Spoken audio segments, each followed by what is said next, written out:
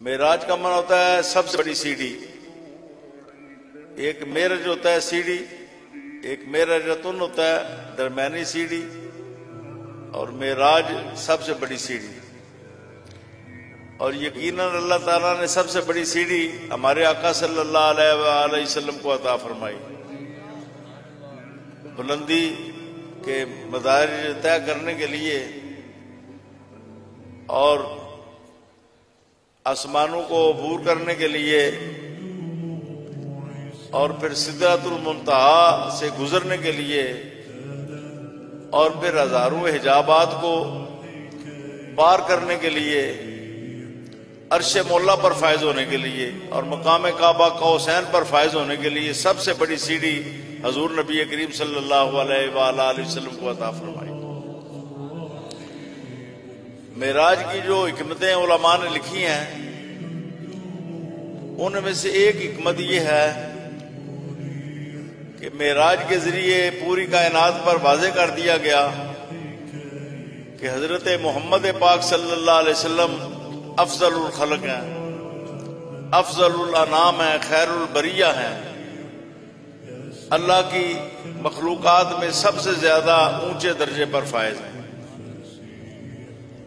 مسجد اقصی میں تمام نبی وہ صرف نماز کی اقتدار نہیں تھی بلکہ اظہار تھا اس بات کا کہ تمام نبی حضور کے امتی ہیں اور حضور سید الانبیاء ہیں. پھر سدرۃ المنتہا پر جبریل امین کہتے ہیں، فرمایا جبریل آگے آؤ نا، تو عرض کی لو دنوت املۃ لاخترقت، مشکات المصابیح کے حوالے سے کہہ رہا ہوں، حضور اگر آپ کے قریب آؤں تو جل جاؤں، آپ کے قریب. اس وقت حضور نبی کریم سے بشریت کے پردے جو ہیں اٹھائے جا رہے تھے اور حضور نبی کریم کی حقیقت محمدیہ جو ہے اس وقت جلوہ گر ہو رہی تھی، اور اس وقت حضور کے جسم اقدس سے ایسے انوار نکل رہے تھے، ایسی تجلیاں نکل رہی تھیں.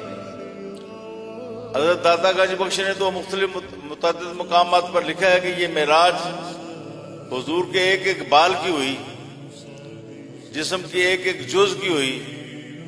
نہ صرف جسم کی معراج ہوئی بلکہ حضور کی روحانیت کی بھی معراج ہوئی، آپ کی معنویت کی بھی معراج ہوئی. حضور نبی کریم علیہ الصلوۃ والسلام کے علم کی بھی معراج ہوئی، حضور نبی کریم علیہ السلام کی شجاعت و بہادری کی بھی معراج ہوئی.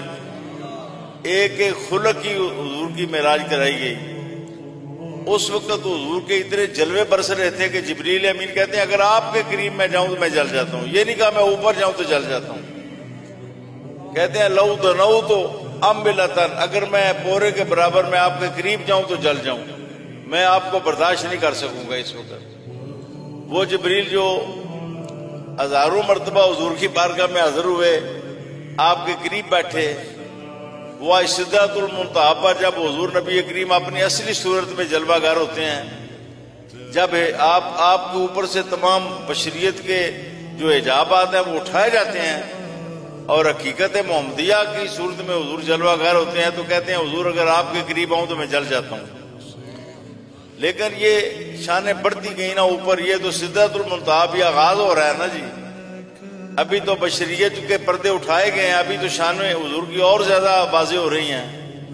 جب عرش مولا پر فائز ہوئے ہوں گے تو پتہ نہیں اس وقت آپ کی شان کیا ہوگی، اور جب مقام کعبہ قوسین پر فائز ہوئے ہوں گے تو پھر حضور کی شان کیا ہوگی.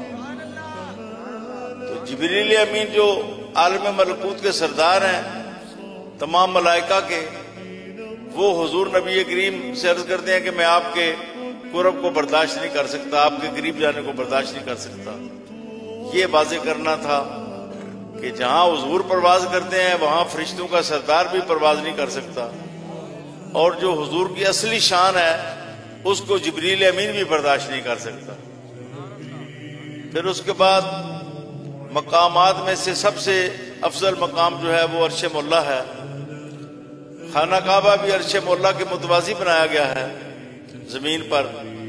اصل تو عرش مولا ہے نا، جہاں پر اللہ کے انوار نازل ہوتے ہیں، تجلیاں نازل ہوتی ہیں، اللہ تعالیٰ کی صفتوں کے انوار نازل ہوتے ہیں، احکام نازل ہوتے ہیں. مرکز ہے، پوری دنیا کو کنٹرول کیا جاتا ہے. اور دنیا صرف زمین نہیں ہے، یہ زمین تو جب ہمارے سائنسدان اوپر جاتے ہیں نا سیاروں میں تو سوئی کے نکے کے برابر نظر آتی ہے یہ زمین، اور وہ نظام شمسی میں چلے جاتے ہیں، اور نظام شمسی جو ہے وہ دیگر نظاموں کے سامنے کچھ بھی نہیں ہے۔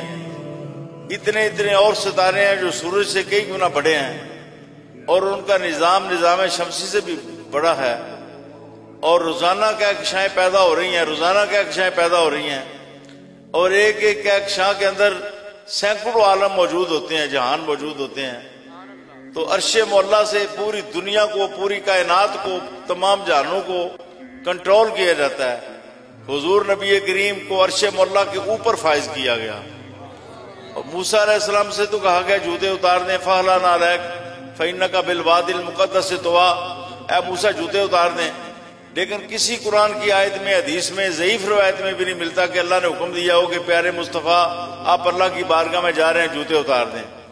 تو یہ حضور نبی کریم صلی اللہ علیہ وسلم کی اظہار عظمت کی ایک اعلیٰ صورت تھی کہ عرش مولا کے اوپر حضور نبی کریم فائز ہو گئے۔ پھر مقام کعبہ قوس پر فائز ہوئے، اور پوری کائنات کو بتا دیا گیا، فرشتوں کو بتا دیا گیا، تمام انبیاء کو بتا دیا گیا، تمام مخلوقات کو بتا دیا گیا کہ سن لو، جان لو کہ حضرت محمد پاک صلی اللہ علیہ وسلم میرے نزدیک پوری کائنات کے اندر سب سے زیادہ برترین کو حاصل ہے، اور یہی افضل الخلق ہیں، اور یہی خیر البریہ ہیں، اور یہی اللہ تعالیٰ کے سب سے زیادہ مقرب ہیں، اور یہی حضور نبی کریم صلی اللہ علیہ وسلم اللہ کے سب سے بڑے معبود ہیں۔